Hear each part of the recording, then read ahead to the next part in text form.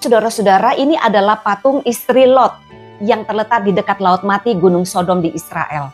Kisah ini tercatat di dalam Kejadian pasal 19 ayat 15 sampai 26. Lot adalah keponakan Abraham. Dia tinggal di Sodom bersama keluarganya. Kota Sodom tidak jauh dari Gomora. Penduduk di kedua kota itu sangat jahat.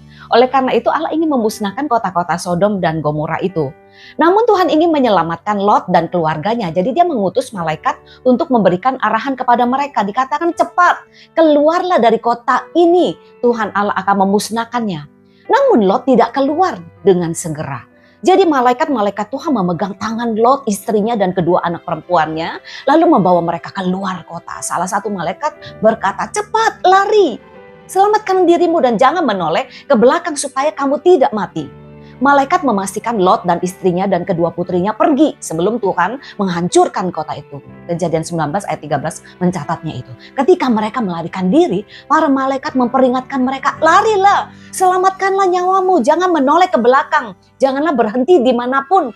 Juga di lembah Yordan, larilah ke pegunungan supaya engkau jangan mati lenyap. Kejadian 19 ayat 17. Lot berlari. Sementara anak-anak perempuannya mengikuti dia dari belakang.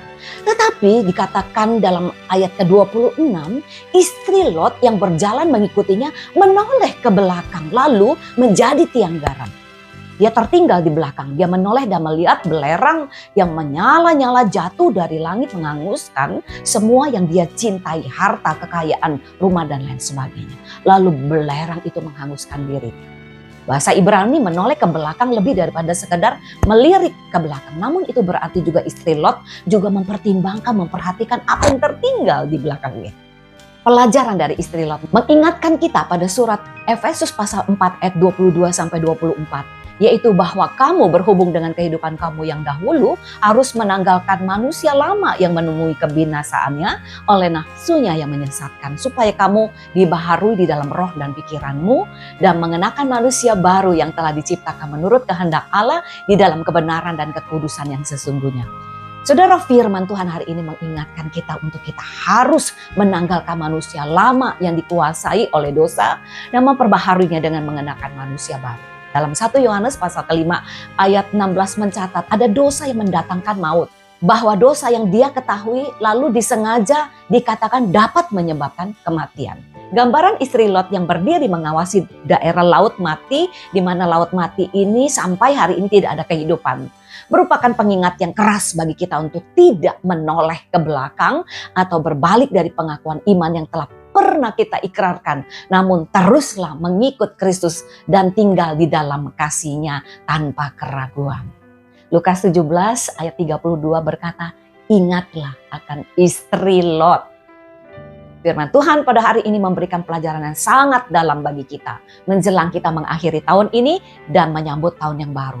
Yang pertama, jangan lagi melihat ke masa lalu yang dapat menghambat pertumbuhan iman kita. Istri Lot menoleh ke belakang karena hatinya masih terikat pada kehidupan lamanya di Sodom. Hal ini menjadi peringatan bagi kita untuk tidak membiarkan masa lalu, baik dosa, kegagalan, atau kenikmatan duniawi yang akan menghalangi kita melangkah maju ke depan dalam rencana Allah. Tinggalkanlah kebiasaan-kebiasaan buruk atau pola hidup yang tidak sesuai dengan kehendak Allah. Fokus pada janji Tuhan dan masa depan yang Dia sediakan, bukan pada hal-hal yang telah berlalu. Yang kedua, taatlah pada petunjuk dan perintah Allah. Allah dengan jelas memerintahkan Lot dan keluarganya untuk tidak menoleh ke belakang. Ketidaktaatan istri Lot mengakibatkan hukuman yang langsung diterimanya. Mengingatkan kita bahwa firman Tuhan itu harus ditaati sepenuhnya tanpa ada kompromi. Belajarlah untuk dengar-dengaran, mendengar suara Tuhan dalam kondisi sulit sekalipun, tetaplah setia melakukan firman Tuhan. Jangan mengabaikan peringatan dan tuntunan Tuhan dalam hidup kita. Lihat dan alamilah kuasa kasih Tuhan yang akan memberikan kepada kita hari depan yang cemerlang. Ebenezer, sampai di sini Tuhan menolong kita. Haleluya. Selamat menyongsong tahun baru 2025. Sampai jumpa. Tuhan memberkati.